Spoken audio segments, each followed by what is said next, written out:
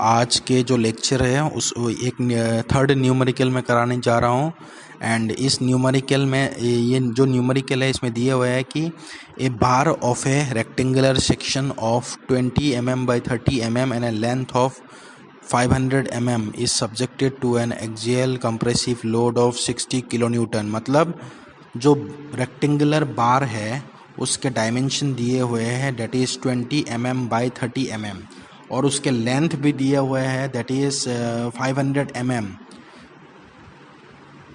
ये जो भी रेक्टेंगुलर बार है उसको हम लोगों ने कंप्रेसिव लोड से कंप्रेस किए हैं। कितने? 60 किलो न्यूटन कंप्रेसिव लोड से कंप्रेस किए हैं। तो कंप्रेस करने से क्या हो जाएगा, इसके लेंथ जो भी है ये कम हो जाएगा और इसके जो lateral dimensions that is breadth और विड्थ जो भी है ना, ये बढ़ जाएगी। If Young's modulus of elasticity, E मतलब है Young's modulus of elasticity is equal to 102 kilo newton per mm square दिए हुए हैं। एंड पॉइजन एन, ये एक्चुअली वी नहीं है, ये न्यू है। Nu is equal to Poisson's ratio and Poisson's ratio nu is equal to 0.34। ये भी दिए हुए हैं। Determine the change in the length and the sides of the बार। तो चेंज इन द लेंथ निकालनी है, तो इसका मतलब यही है कि लेंथ जो भी क्या हुआ है, बिकॉज ऑफ कंप्रेसिव लोड लगाने के कारण इसके जो भी लेंथ है ये कम हो गया। एंड साइड्स ऑफ द बार, और जो भी साइड ऑफ द बार है वो इंक्रीज हो गया, मतलब ब्रेथ भी इंक्रीज हो गया और डेप्थ भी इंक्रीज हो गया इसके। अब पहले हम लोगों को देखना क्या है, चेंज इन लेंथ निकालनी है। पहले तो हम लोग जितने भी चीज़ें दे दिए हुए वो सब लिख लेंगे। लेंथ लिख लिया, ब्रेथ लिख लिया, डेप्थ लिख लिया, उसके बाद इसके जो भी कंप्रेसिव फोर्स है वो भी लिख लिया। 60 किलो न्यूटन में कन्वर्ट कर दिया, 60 × 10³ न्यूटन कर दिया। योंग्स मॉडुलस ऑफ इलास्टिसिटी लिख लिया और पॉइजन्स रेशियो इसको भी लिखना है। उसके बाद क्रॉस सेक्शनल एरिया निकालेंगे। Cross sectional area is equal to 20 × 30 that is 600 mm square. Cross sectional area हम लोगों ने निकाल दिए। इसके बाद next, what is stress? Compressive stress is equal to load by area.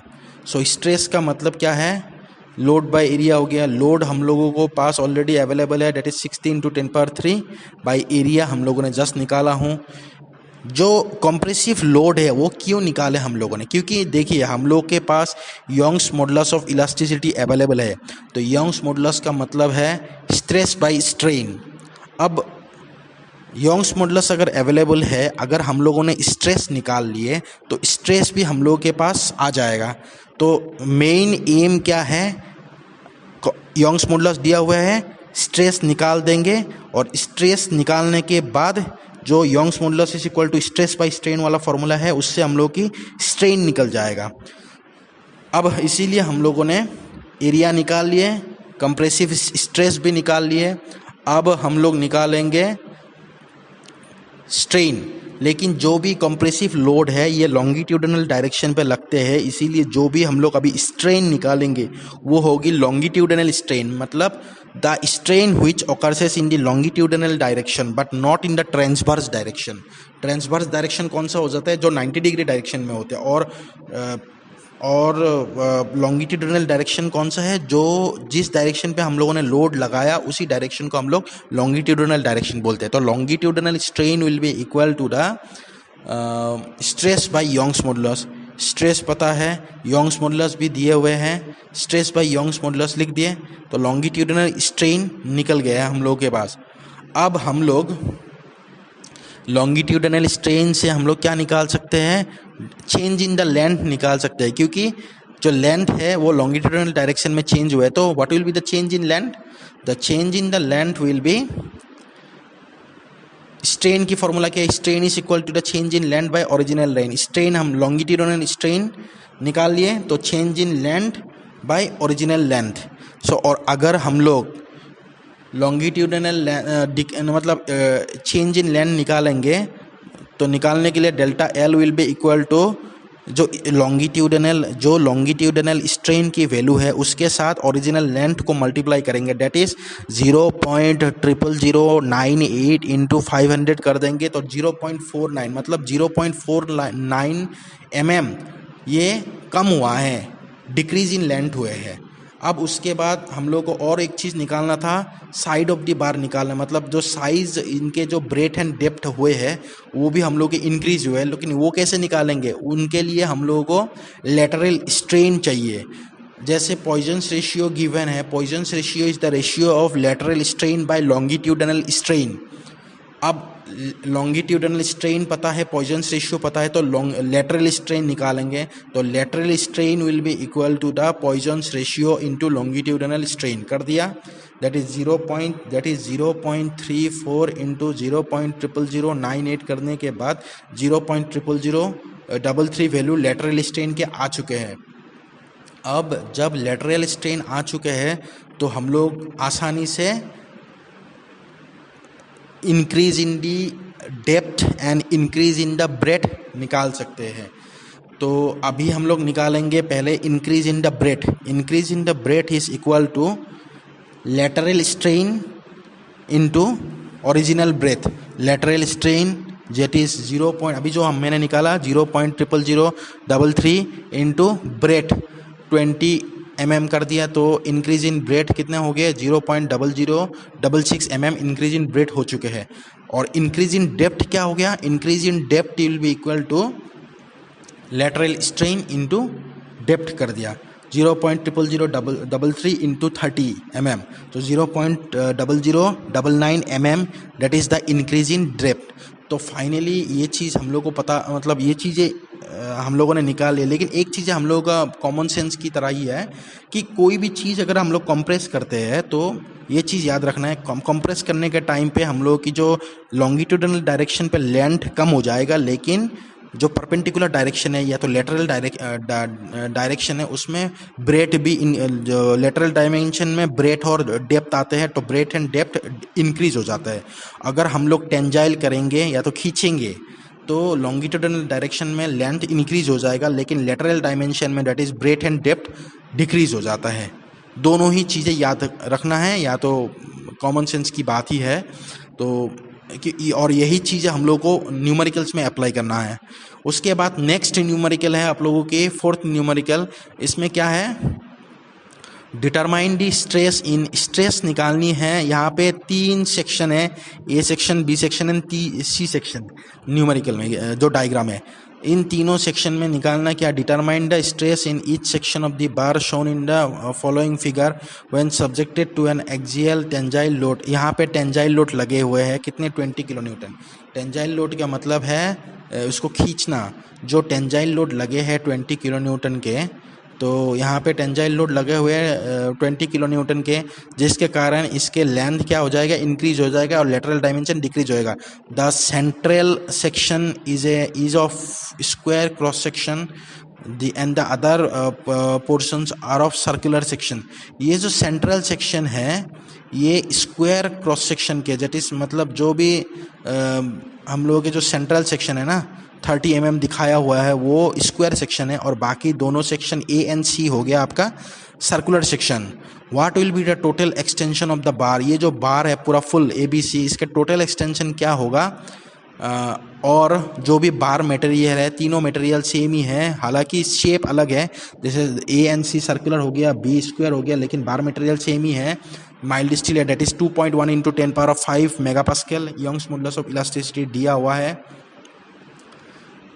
अभी हम लोगों को निकालना क्या है, निकालना है what will be the total extension of the बार। ये चीज़ें हम लोगों को निकालना है। तीनों बार, तीनों ए बी सी तीनों जो बार है इनके मुझे एक्सटेंशन निकालनी है। टोटल एक्सटेंशन क्या होगा, total extension will be the summation of the extension of A bar plus extension of B bar plus extension of C bar. लेकिन एक्सटेंशन का मतलब है चेंज इन लेंथ, जो स्ट्रेन के फॉर्मूला में आते हैं ना, change in length by original length, वो चेंज इन लेंथ निकालनी है। अब चेंज इन लेंथ निकालने के लिए मुझे पहले स्ट्रेन के वैल्यू चाहिए, और स्ट्रेन के वैल्यू निकालने के लिए मुझे पहले स्ट्रेस की वैल्यू चाहिए, क्योंकि यंग्स मॉडुलस दिया हुआ है। अब मैं स्ट्रेस निकालने के लिए मैं हर एक के पहले एरिया निकालूंगा। ए पोर्शन जो भी है ना, A portion and C portion, ये दो सर्कुलर सेक्शन है, तो इनके एरिया क्या हो जाएगा? ए पोर्शन के एरिया होगा pi into 20 square by 4, C portion के एरिया होगा pi into 15 square by 4। So A portion के एरिया हो गया pi into 20 square by 4, 314.16 mm square. B C portion के एरिया हो गया pi into 15 square by 4, that is 176.715 mm square. In A portion और C portion का area निकल चुके हैं। अब जो सेंटर पोर्शन है दैट इज़ बी पोर्शन है, ये एक स्क्वायर सेक्शन है, तो इसके एरिया क्या हो गया? साइड स्क्वायर हो गया इसका एरिया। 30 mm दिए हुए साइड, तो 30 mm into 30 mm that is 900 mm square इसका एरिया हो चुके हैं। अब जब सबका एरिया मुझे पता लग गया, अब मुझे निकालना क्या होगा? अब मुझे निकालनी है stress. Stress is equal to load by area. अब मैं स्ट्रेस निकालूंगा ए पोर्शन में। ए पोर्शन में stress is equal to the load 20 kilo newton, मतलब that is 20,000 by area of the bar A will be the stress in bar A 63.66 MPa। उसके बाद stress in bar B is equal to load 20 kilo newton into 20 kilo newton divided by area of the bar B 900, that is 22.22 MPa आ जाएगा। अब stress in bar C, stress in bar C is equal to load by area, load 20 kilo newton by area 176.715 equal to 113.18 MPa। मतलब तीनों जो A B C है उनके पहले area निकाला, एरिया निकालने के बाद उनके हम लोगों ने स्ट्रेस निकाल दिया। अब जब इनके हम लोगों ने स्ट्रेस निकाले, स्ट्रेस निकालने के बाद अभी मुझे निकालना होगा स्ट्रेन, क्योंकि स्ट्रेन से ही मुझे चेंज इन लेंथ निकाल सकते हैं। अब स्ट्रेन निकालने के लिए मेरे पास फॉर्मूला है Young's modulus is the ratio of stress by strain. तो Young's modulus is the ratio of stress by strain. So मैं अभी क्या करूँगा, जो फॉर्मूला मेरे पास है Young's modulus is equal to stress by strain. अब स्ट्रेन क्या हो जाएगा? Strain will be equal to the stress by Young's modulus, stress by Young's modulus. So मैं पहले क्या करूँगा, स्ट्रेस बाय योंग्स मॉडुलस निकालूंगा। जब मैं जितने भी स्ट्रेसेस है डिवाइडेड बाय योंग्स मॉडुलस कर दूंगा, सारा चीज़ों का मुझे मेरे पास स्ट्रेन आ जाएगा। अब स्ट्रेन के साथ में जब लेंथ को मल्टीप्लाई करूँगा तो ये आ जाएगा आपका एक्सटेंशन।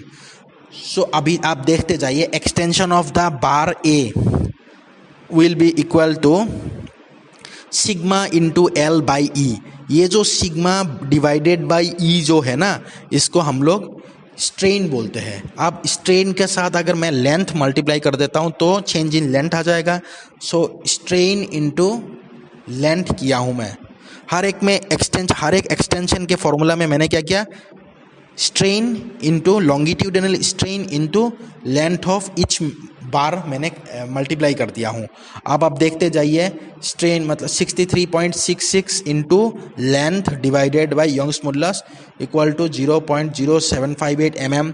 एक्सटेंशन ऑफ बार भी equal to 22.22 into 100 divided by 2,10,000। ये भी हो गया 0.0106 mm। ये जितने भी एक्सटेंशन निकाल दिया। अब एक्सटेंशन ऑफ बार से equal to 113.18 into 400 divided by 2,10,000 0.2155। ये ए बी एंड सी ये तीन बार जो भी है इनके एक्सटेंशन मैंने निकाल दिया इंडिविजुअली।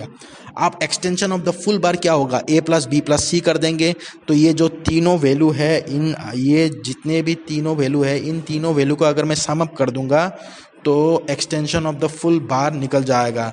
तो 0.0758 प्लस 0.0106 प्लस 0.2155 mm, ये तीनों को अगर मैं सम अप करता हूँ तो तीनों के सम अप की वैल्यू क्या आ जाएगा, the sum up value will come up as 0.302 mm। तो टोटल एक्सटेंशन ये जो भी है ये पॉजिटिव आ रहा है। पॉजिटिव का मतलब है कि ये एक्सटेंड हुआ है, और अगर निगेटिव वैल्यू आता है इसका मतलब हम लोगों को पता लग जाए कि ये डिक्रीज हुआ है, मतलब कंप्रेस हुआ है। तो ये जितने भी है ये चीज़ आप लोगों को किसी भी तरह देखिए, मैकेनिक्स ऑफ मटेरियल के जितने भी न्यूमेरिकल्स है बहुत ही इजी होते हैं, लेकिन फॉर्मूला अगर आपको जितने भी फॉर्मूला मैं लिखवा रहा हूँ सब फॉर्मूला याद है तो ये न्यूमेरिकल्स बहुत ही इजी है, क्योंकि पहले आप लोगों को यही लिखना है कि जो चीज़ें फाइंड आउट करना है वो सब पैरामीटर्स आप लोग लिख लोगे, उसके बाद उनके फार्मूलास लिख लोगे। अब जब फार्मूलास इनके लिख लोगे तो अपने आप पता लग जाएगा कि क्या क्या चीज़ें दिए हुए हैं और क्या क्या चीज़ें आप लोगों को निकालना है, तो उसी हिसाब से आप लोगों को निकालना है। ओके, ठीक है, थैंक यू।